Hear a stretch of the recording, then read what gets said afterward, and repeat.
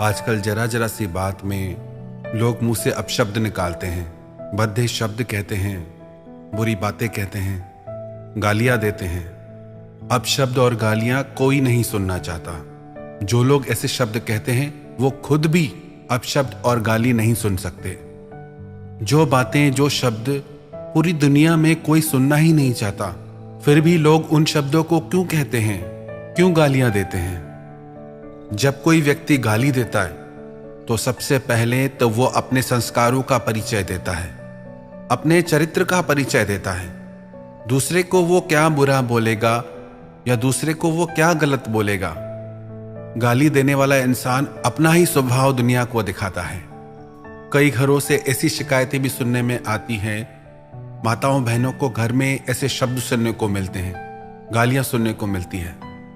आप उन्हें गालियां नहीं दे रहे, आप अपनी कायरता का परिचय दे रहे हैं। आपकी वाणी कितनी विषैली है उसका परिचय दे रहे हैं। लोगों को लगता है किसी को गाली दे दो, किसी को गाली दे के उसका अपमान किया जा सकता है। एक बार एक व्यक्ति महात्मा बुद्ध को गालियां देने लगा, बहुत भला बुरा कहने लगा। महात्मा बुद्ध चुप करके सुनते रहे। वो बोलता गया। उसका गुस्सा इतना तेज था, बहुत उल्टी सीधी बातें उसने महात्मा बुद्ध से कही कि आप ढोंगी हो, आप फेक हो, आपको अधिकार नहीं है हमको ये सब बातें कहने का, हम नहीं मानते आपकी इन सब बातों को। बहुत भले बुरे शब्द उसने महात्मा बुद्ध से कहे। महात्मा बुद्ध चुप करके सुनते रहे। वो व्यक्ति गालियां देके वहां से चला गया। उनके शिष्य ने उनसे पूछा कि एक राह चलता व्यक्ति आपको इतनी गालियां सुना के चला गया, आपने कुछ बोला ही नहीं, आपने उस पर गुस्सा नहीं किया। आपके इतने शिष्य हैं, आप एक इशारा करते तो उसको हम अच्छा सबक सिखाते। महात्मा बुद्ध ने बोला किसको गालियां देके गया? तो उनका शिष्य बोला आपको देके गया। तो महात्मा बुद्ध ने बोला कि यदि कोई व्यक्ति आपको कोई वस्तु देना चाहे और आप लेने से मना कर दें, आप उस वस्तु को स्वीकार नहीं करें, तो वो वस्तु किसके पास रहेगी? तो शिष्य ने कहा जो व्यक्ति उस वस्तु को लाया है वो वस्तु उसी के पास रहेगी। महात्मा बुद्ध ने बोला कि उसने गालियां दी पर मैंने ली नहीं। जब मैंने ली ही नहीं तो वो गालियां किसके पास रहेंगी? वो उसकी गालियां उसी के पास रह गई। तो आप ये मत समझे कि आप क्रोध करके, गालियां देके किसी को भी अपमानित कर सकते हैं। तो जो लोग ये समझते हैं कि क्रोध करके, गालियां देके, अपशब्द कह के वो किसी का भी अपमान कर सकते हैं, वास्तविकता में वो स्वयं का ही अपमान करते हैं। गाली का वास्तविक अर्थ है हिंसा, मौखिक हिंसा, वाणी की हिंसा। आपकी जिस भी क्रिया से किसी के शरीर और मन को चोट पहुंचे, आपकी वह क्रिया हिंसा कहलाती है। जरूरी नहीं मारपीट के द्वारा की गई क्रिया को ही हिंसा कहा जाता है। जो व्यक्ति अपनी वाणी से अति कठोर और अभद्र अपशब्द बोलता है, वह व्यक्ति भी हिंसा ही करता है। स्कंद पुराण में लिखा है कि जो व्यक्ति मुंह से अपशब्द बोलता है, गालियां देता है, उसके मुंह से वो शब्द निकल के चांडाल का रूप ले लेते हैं और अपशब्द कहने वाले, गाली देने वाले व्यक्ति को श्राप देते हुए जाते हैं। और जो व्यक्ति मुंह से मीठे वचन कहता है, दूसरों को अपनी वाणी से सहारा देता है, मदद करता है, परमात्मा का नाम पुकारता है, उसके मुंह से वो शब्द निकल के पवित्र आत्मा का रूप ले लेते हैं और उसे आशीर्वाद देते जाते हैं, उसे दुआएं देते जाते हैं। तेरी जिंदगी में शांति और समृद्धि बढ़ती रहे। कई लोग कहते हैं कि हम नहीं मानते इन बातों को। आजकल ये बहुत हो गया है कि हम नहीं मानते, पवित्र ग्रंथों की बातों को हम नहीं मानते, महापुरुषों की बातों को हम नहीं मानते। तो क्या मानते हो भाई? तुम क्या मानते हो? अपने मन के अलावा तुम कुछ मानते हो कि नहीं मानते? आजकल के युग में किसी को भी अच्छी बात अच्छी नहीं लगती। लोग कहते कि हम नहीं मानते इन बातों को। आखिर आप ही बता दो, आप क्या मानते हो?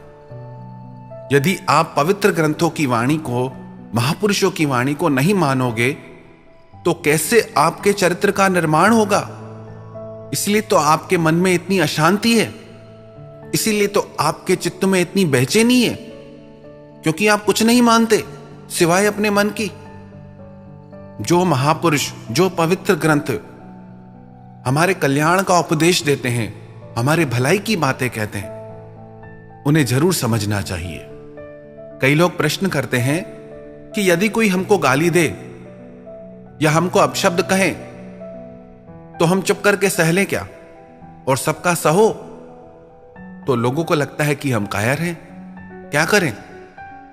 और कई लोग कहते हैं कि आजकल समय ऐसा आ गया है कि सामने वाले को बराबर जवाब देना चाहिए, चुप नहीं रहना चाहिए। तो क्या करें, चुप रहें कि जवाब दें? हम ना चुप रहने के पक्ष में हैं, ना विरोध करने के पक्ष में हैं। हम विवेक के पक्ष में हैं, समझ के पक्ष में हैं। हर परिस्थिति में आप एक जैसा निर्णय नहीं ले सकते। क्या एक ही साइज का कुर्ता आप हर इंसान को पहना सकते हैं? वही कुर्ता बच्चे को भी पहना दो, जवान को भी पहना दो, स्त्री को भी पहना दो, पुरुष को भी पहना दो। जैसे हर व्यक्ति की साइज के वस्त्र अलग अलग हैं, ऐसे ही आपकी जिंदगी है। आपको अपनी समझ को बढ़ाना होगा, विवेक को बढ़ाना होगा कि किस परिस्थिति में आपको कैसा निर्णय लेना है। जैसे महात्मा बुद्ध ने उस राह चलते व्यक्ति को जवाब देना उचित नहीं समझा, ऐसे कई लोग मिलेंगे जिनसे अगर आप बहस करेंगे तो और उलझ जाएंगे। पर ऐसे कई लोग होंगे हमारी जिंदगी में जहां अगर आप चुप रहे तो भी बात बिगड़ जाएगी।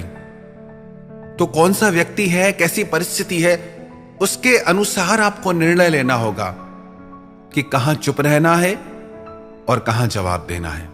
यदि इस बात को आप सीख गए, समझ गए, तो आपका कोई अपमान नहीं कर पाएगा। पवित्र और मीठी वाणी हर एक के दिल को प्रसन्नता देती है।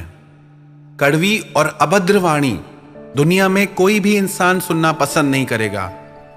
तो हमने ऐसी वाणी को अपनी जिंदगी में, अपने समाज में, अपने परिवार में क्यों जगह दे रखी है? यदि हम ऐसी ही वाणी बोलते रहेंगे तो कैसे पता चलेगा कि हम मनुष्य हैं? इंसान तो हम बन गए पर इंसानियत नहीं सीख पाए। यदि आप चाहते हैं कि दुनिया आपकी इज्जत करे तो आप भी औरों की इज्जत कीजिए। यदि आप किसी को गाली देंगे तो बदले में वो भी आपको गाली देके जाएगा। यदि आप किसी की तारीफ करेंगे, आप किसी से अच्छा बोलेंगे, तो बदले में वो भी आपसे अच्छा बोल के जाएगा, आपकी तारीफ करके जाएगा।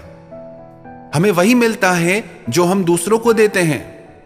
पर हमारी गलती तो यह है कि दूसरों को हम अच्छा देना नहीं चाहते और बदले में अपने लिए चाहते हैं कि हमें हमेशा अच्छा मिलता रहे। आपकी जिंदगी में आप सफलता चाहते हैं, सुधार चाहते हैं, तो सबसे पहले अपनी वाणी को सुधारिए। जैसे ही कोई इंसान मुंह खोलता है, सिर्फ वो मुंह नहीं खोलता, वो अपने आप को खोल देता है। किसी के बोलने से ही पता चल जाता है कि वो व्यक्ति कैसा है। आप चाहें तो अपनी वाणी से सारी दुनिया को जीत सकते हैं और आप चाहें तो अपनी वाणी के द्वारा सब कुछ गंवा सकते हैं।